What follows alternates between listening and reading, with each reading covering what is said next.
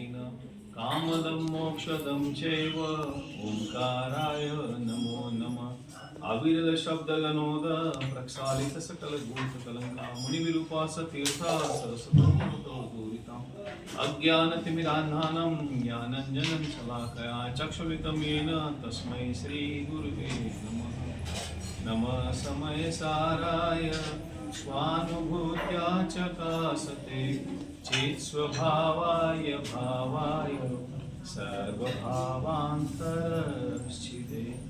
वन्दे तु सर्वसिद्धे ध्रुवमचलमणोभवं गतिं पते ओछामि समयपहं विमुषुदकेवली भणिदम्। 10 लक्षण पर्व सदा जयवंत करते ऐसी पवित्र भावना हम भाते हैं। पर्वाधिराज महापर्व का आज छठा दिन प्रारंभ हो गया है। उत्तम संयम धर्म समयसार ग्रंथाधिराज वर्तमान में पंचम काल में अजोड़ अद्वितीय चक्षु कलिकाल सर्वज्ञ भगवत कुंकुंदाचार्य देव द्वारा विरचित ग्रंथ है।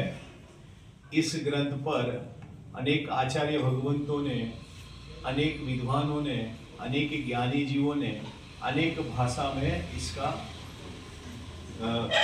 टीका इत्यादि किया है। वर्तमान में भी जो निजी स्वाध्याय करते हैं, सामूहिक स्वाध्याय करते हैं, वो सब अपनी भूमिका अनुसार उसके नोट्स बनाते हैं। भारत के अलावा विश्व में ऐसी कई जगह है जहां आज भी यूनिवर्सिटी में समयसार इत्यादि की कॉन्फ्रेंस पाठ इत्यादि होता है। अकेले दिगंबर का नहीं, पर उनका नॉलेज का एंगल अलग होता है और हमारा अभ्यास करने का एंगल अलग होता है। हमारा अभ्यास करने का एंगल होता है आत्मानुभूति की प्रेरणा लेना है। दूसरे का जो रहे उससे हमें उनमें उपयोग लगाना नहीं है। विषय जिनागम में बहुत सारे हैं, बहुत गंभीर विषय होते हैं। उस विषयों को समझने के लिए हर एक पहलू से हमें सोचना अनिवार्य है। जैसे कि कोई अध्यापक होता है तो अध्यापक का काम स्कूल में बच्चों को बोल करके पढ़ाना होता है। तो कार्य करना अलग बात है और बोलना अलग बात है। बोलने से कार्य होता है कि कार्य से बोलना होता है? नहीं आया समझ में? कार्य से बोलना होता है। पक्की बात, कॉन्फिडेंस है सबको? थोड़ा आप गंभीरता से हम इस फील्ड में सोचे। हम भगवान के सामने बोलते रहते हैं कि कार्य करते रहते हैं? नहीं, बराबर। हमारा कार्य करेंगे वही बोलना होगा, बराबर ना? आप अध्यापक हो तो बोलते रहते हो क्या? बोलते रहना वो आपका कर्तव्य है, समझाना वो कर्तव्य है। पर जो आपने कार्य कर रहे हो उसमें बोलने की आपकी ये जगह है कि बोलना अनिवार्य है। और हम लोग क्या करते हैं? कार्य कुछ नहीं करते हैं, सिर्फ बोलते रहते हैं। समझ गए? तो हमें बोलना है कि कार्य करना है? तो क्या कार्य करना है और उसमें बोलना गर्भित हो जाता है। ऐसे ही हमारे आचार्य भगवंतों ने कार्य किया और अनुकूलता हुई तब बोलने का प्रयत्न किया। ऐसे ही बोलते नहीं रहे 24 घंटे। यदि कोई ऐसे ही बोलता रहेगा तो उसको हम क्या कहेंगे लौकिक में? बड़बड़ा रहा है, बराबर है कि नहीं? तो उसका हमें प्रयोजन मानी स्वयं का और औरों का प्रयोजन सजता नहीं है। तो कार्य के अनुरूप यदि हम बोलते हैं तो वो हमारी सज्जनता है लौकिक व्यवहार में भी। तो वैसे ही धर्म के व्यवहार में भी कार्य के अनुरूप हमें बोलना अनिवार्य रहता है। ये आपको थोड़ा सा सबके लिए मानी हमारे स्वयं के लिए भी ये चीज अनुकूल समझना चाहिए कि हमें स्वाध्याय करना है, चिंतन करना है, मनन करना है, तो उस तरफ से हमें अपने आत्मा की ओर देखना है। और हम आत्मा की ओर देखेंगे तो बोलने की अनिवार्यता रहती नहीं है। आत्मा की ओर नहीं देखेंगे तो बोलने की अनुकूलता ज्यादा मिल जाती है। समयसार ग्रंथ, उसमें संगीत समयसार करके भी एक ग्रंथ हुआ है। मानी समयसार ग्रंथ में टीका या जो भी है मानी संगीत रूप से भी समयसार को लोगों ने उस तरह से भी दृष्टिकोण पे लिया है। भगवान महावीर के निर्वाण के बाद हम सबको विदित है कि प्रथम श्रुत स्कंद और द्वितीय श्रुत स्कंद, तो द्वितीय श्रुत स्कंद में ये द्रव्यान योग के सारे विषय आते हैं। मानी ज्ञान की हीनता हो जाने के बाद, मानी ज्ञान हीन हो गया है, तो उसमें यह शास्त्र रूप में अद्वितीय चक्षु समयसार ग्रंथ है। यहां हम सिद्ध भगवान को नमस्कार करते हैं। 14 पूर्व में कितना ज्ञान होता है, उसमें फिर कितना कितना अंश से फिर दर्शनाचार्य भद्रबाहु इत्यादि को कितना ज्ञान था, उसके बाद फिर गुणभद्राचार्य को कितना ज्ञान था, और उनके जो शिष्य कुंकुंदाचार्य देव को उनके भी अंश मात्र का ज्ञान था। ये सारा हमने पढ़ा भी है और अपने समय सार की प्रस्तावना इत्यादि में लिखा है। तो उनको इतना सा ज्ञान होता, मैं समुद्र के एक बूंद बराबर भी नहीं था, तो भी उन्होंने उस ज्ञान का प्रयोग कहाँ किया? अपने लिए किया। और हमारे पास जितना ज्ञान है उस ज्ञान का प्रयोग हम कहाँ करते हैं? पर में करते हैं। और उस ज्ञान को कितना अधिक मानते हैं? ज्ञानी भगवंत अपने ज्ञान को अधिक मानते हैं कि नहीं मानते हैं? तो सचोट प्रमाण है, उन्होंने तीसरे कलश में अमरचंद्राचार्य देव ने कहा, और समय सार के 5वें कलश में उन्होंने कहा कि मैं यदि लिखता हूं और कहीं छल हो जावे, लिखने में शब्द प्रयोग में कहीं दिक्कत हो जावे, तो आप उससे छल ग्रहण मत करना। उनसे छल नहीं होगा, पर शब्द वर्णना में, भाषा वर्णना में कहीं त्रुटि हो जावे तो आप उसका यथार्थ अपनी भूमिका अनुसार सोच करके उसका कार्य करना। मानी ज्ञानी भगवंत के रास्ते इस प्रकार अलग होते हैं और अज्ञानी भगवान के रास्ते इस प्रकार अलग होते हैं। दूसरा, ज्ञानी जीव अपने जीवन में सबसे फर्स्ट प्रायोरिटी किसको देते हैं? स्वयं को देते हैं। स्वतंत्र मानी स्वयं को देते हैं, स्वतंत्र, बराबर। और अज्ञानी जीव प्रायोरिटी किसको देता है? किसको देता है? पर को देता है। अब हम सब अज्ञानी है ये कहना नहीं चाहता हूं, क्योंकि हम समय सार का स्वाध्याय करने बैठे हैं। अज्ञानी हो तो भी ठीक हो, ज्ञानी हो तो भी ठीक हो। यहां कुंकुंदाचार्य देव ने ज्ञानी और अज्ञानी के हृदय में सिद्ध भगवान की स्थापना की है। क्या कहा? वो टीका लिख रहे हैं, मानी वो पूरा ग्रंथ लिख रहे हैं, तो उन्होंने अपने हृदय में भी सिद्ध भगवान की स्थापना की है, और जो अज्ञानी जीव है उनमें भी सिद्ध भगवान की स्थापना की है। तो सिद्ध भगवान की स्थापना करने से हमारे भाव विशुद्ध हो सकते हैं कि नहीं हो सकते हैं? तो जैसे 2 दिन पूर्व में बच्चों को पाठशाला में बताया था कि पंच परमेष्टि हमारे प्रातःकाल स्मरणीय होते हैं। तो हमारे जो शरीर के अंग है उसमें पंच परमेष्टि कहाँ विराजमान है? तो हृदय से ऊपर के हिस्से में विराजमान है। तो पंच परमेष्टि के स्वरूप को यदि हम समझेंगे तो हम व्यवहार में भी गलत कार्य नहीं करेंगे। ऐसे ही यहाँ पे कुंकुंदाचार्य देव ने अज्ञानी के हृदय में भी सिद्ध भगवान की स्थापना की है। अब उनके हृदय में सिद्ध भगवान की स्थापना की है, तो कुंकुंदाचार्य देव ने हमें ज्ञानी समझा कि अज्ञानी समझा कि जीव समझा? तो के जीव है, तो जीव के अंदर प्रत्येक जीव में सिद्ध भगवान की स्थापना की है। तो प्रत्येक जीव स्वभाव से सिद्ध है, ऐसा भगवान ग्रंथ लिखने के पूर्व में प्रतिज्ञा करते हैं। अब वो प्रतिज्ञा करते हैं तो प्रत्येक जीव एक सर के समान है कि अलग अलग है? भेद वाले है कि अभेद है? तो बोले सिद्ध है, इसका मतलब को उसको पर्याय में सिद्धता की प्राप्ति करना है। बराबर। देखो ज्ञानी जीव की सोच कैसी रहती है कि वो अपने को भी शुद्ध मानते हैं और सामने वाले को भी शुद्ध मानते हैं। पूज्य गुरुदेव श्री ने अपने प्रवचन में बोला है कि बधा जीव छे અને बधा भगवान छे અને बधा भगवान था। मानी सब भगवान है और सब भगवान बनो, और भूलेला भगवान छे, मानी हम सब है कैसे भूले हुए भगवान हैं। ऐसे ज्ञानी जीव सारी चीजों को सोचते हैं। मानी वितरागी मार्ग में दृढ़ता कितनी अनिवार्यता है, यह हमें पहले ही गाथा में कुंकुंदाचार्य देव ने कहा। और पहले ही गाथा में सिद्ध भगवान की स्थापना की, तो इसका मतलब कि हमें मन वचन काय से कहीं भटकने का चांस दिया नहीं है। ऐसे सिद्ध भगवान की स्थापना पहले गाथा में की है। वह सिद्ध भगवान कैसे है, और वो स्थापना करने के बाद किसको नमस्कार किया है? सिद्ध भगवान को ही नमस्कार किया है। बुलाया, स्थापित किया और सिद्ध भगवान को नमस्कार किया। जैसे पूजन में हम आह्वान, स्थापना और सन्निधिकरण करते हैं, वैसे ही यहाँ पे कुंदाचार्य देव ने अपने हृदय में सिद्ध भगवान को स्थापित किया। अब सिद्ध भगवान कैसे है? ध्रुव, अचल और अनुपम है, बराबर है। अरहंत भगवान कैसे है? वो ध्रुव, अचल, अनुपम नहीं है क्या? है, पर अभी उनके 4 अघाती कर्म शेष है, ठीक है। और सिद्ध भगवान कैसे है कि ध्रुव, अचल और अनुपम है, इसीलिए सिद्ध भगवान। नमोकार, अच्छा 5 परमेष्टि में से सबसे बड़े भगवान कौन से? अभी ये मत बोलना कि पांचों से अवस्था से सही है, ऐसा नहीं, स्वभाव की अपेक्षा से सब एक सर के, पर उनका जो पद है उनकी अपेक्षा से, उनकी तुलना में 5 परमेष्टि में सबसे पहले परमेष्टि कौन से आने चाहिए? सिद्ध भगवान आने चाहिए, बराबर, सबको मालूम है। अरिहंत भगवान को क्यों हम याद करते हैं?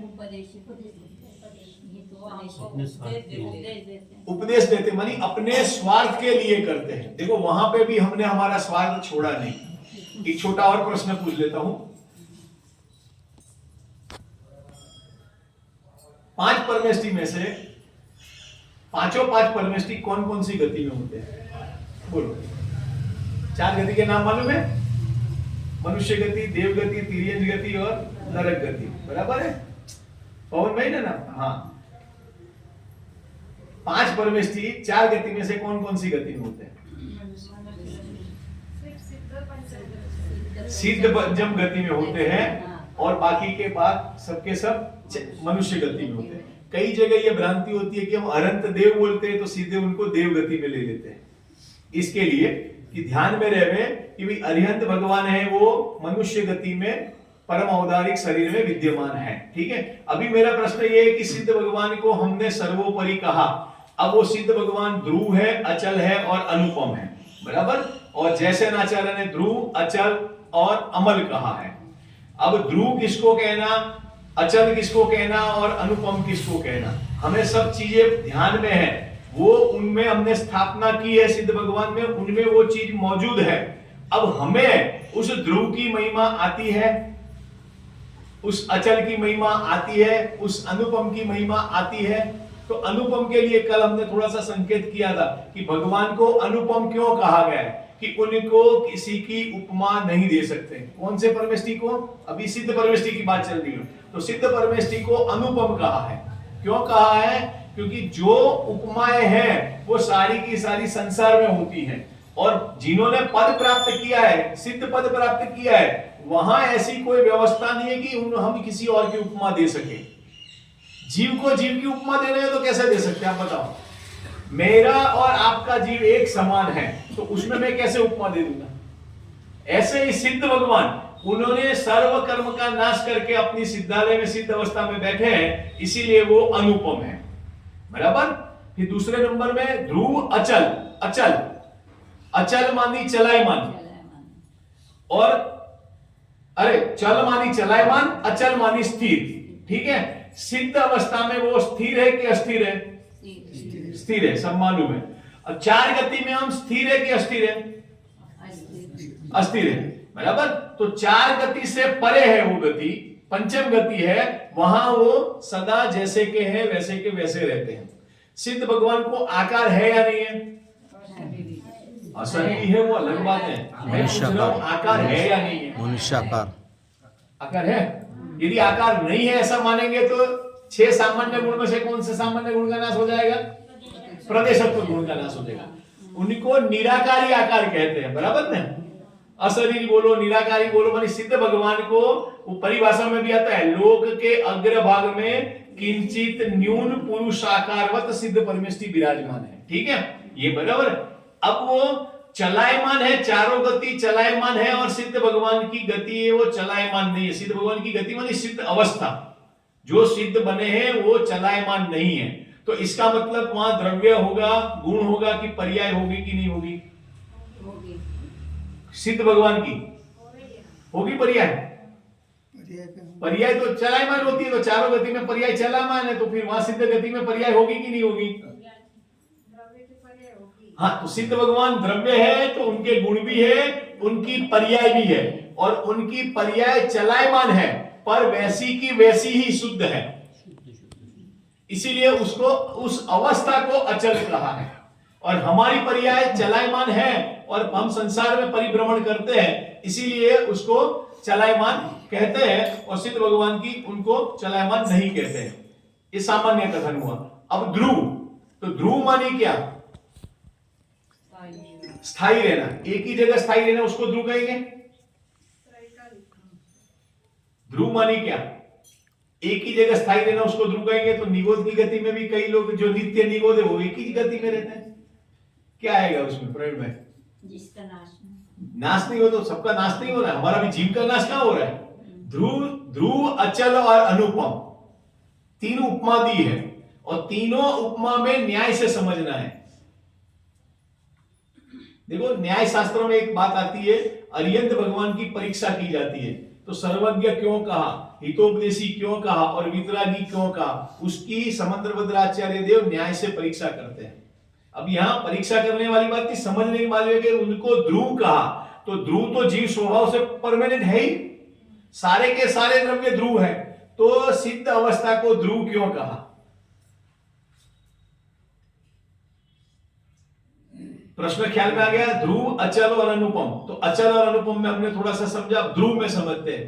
तो जो ध्रुव है वो वहां जो उनकी स्थायी अवस्था है वो वहां से बिल्कुल भी हिलते डुलते नहीं है, बराबर। उस विवक्षा से उनको वहां पे ध्रुव कहा है कि जो पोजीशन में जीव तो है, पर जीव सिद्धालय में जाने के बाद थोड़ा बहुत भी हिलेगा, यहां नहीं जम रहा है तो थोड़ा यहां सरक जाएगा, ऐसा हो सकता है क्या?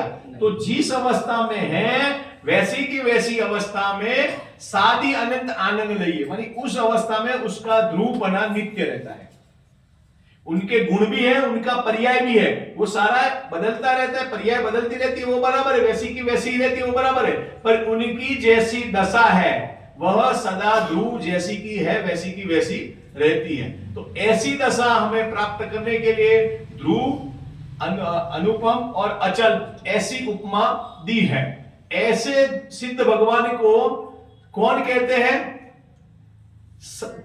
ऐसा निर्णय करके कुंकुंदाचार्य देव कहते हैं ऐसे सिद्ध भगवान को मैं अपने में और आप में स्थापित करता हूं और समय सार नामक ग्रंथ की रचना करता हूं।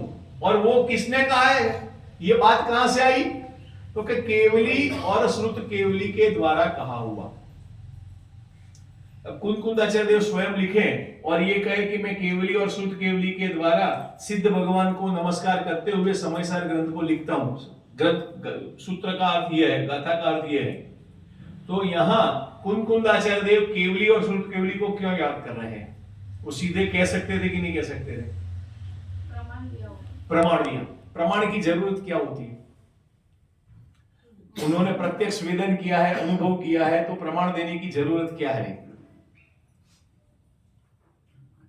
उसमें कोई दोष ना हो। हाँ, कोई प्रकार का हमें विकल्प भी नहीं हो और दोष भी नहीं लगे, इसीलिए वो प्रमाण देना अनिवार्य है। लोक व्यवहार में हम छोटी चीज कुछ भी कार्य करते तो उसके लिए प्रमाण देते कि नहीं देते? बराबर ना? प्रमाण मानी जो हमारे अलमारी में जो सर्टिफिकेट रखे हैं वो प्रमाण नहीं है। नहीं तो हमारे पास डिग्रियां है, अलमारी में है, वो लोग उसको हम आज यूज करते हैं कि नहीं करते हैं?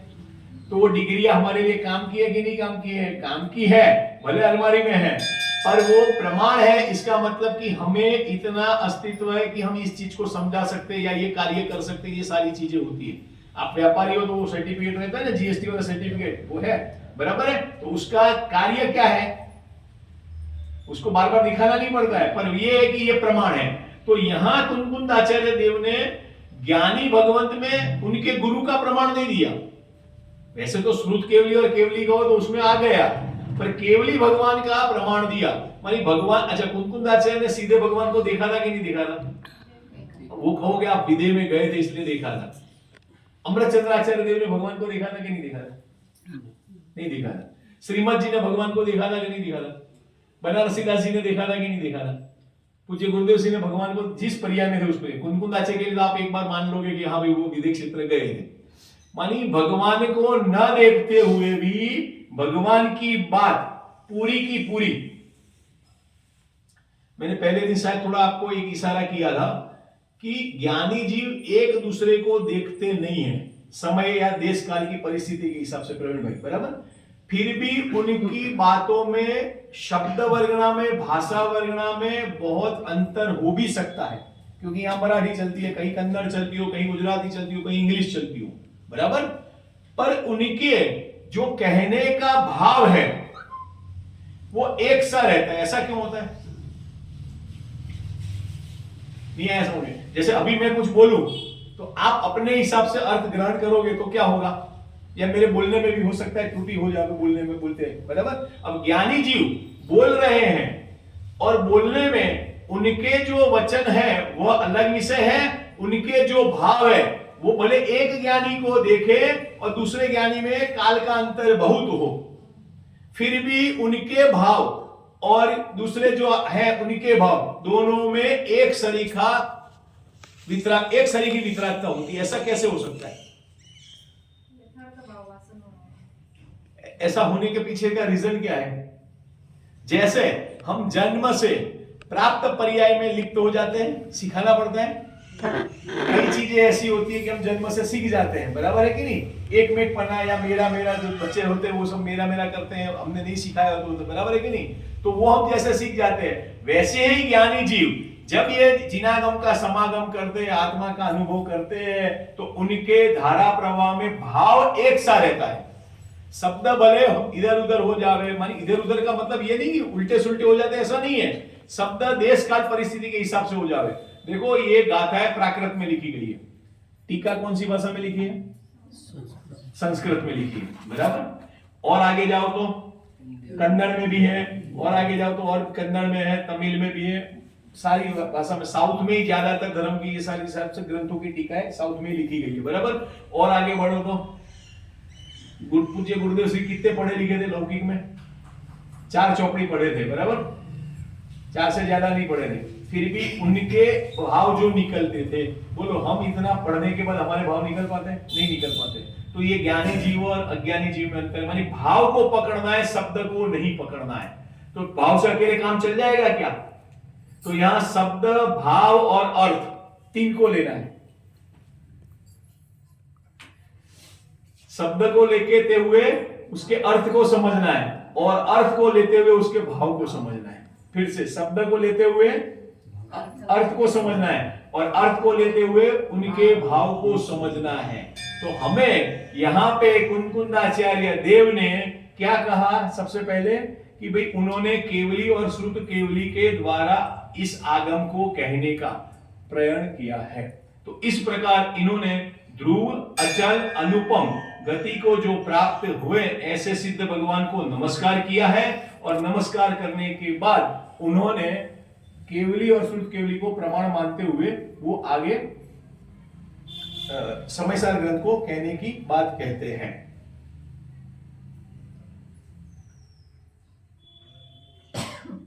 चार गति है वो विलक्षण वाली है, और पंचम गति है वो विलक्षण वाली नहीं है। फिर इसमें जैसे आचार्य ने एक बात और संकेत किया है, लोक में हम 4 कार्य करते हैं, धर्म, अर्थ, काम और मोक्ष। धर्म, अर्थ, काम और मोक्ष।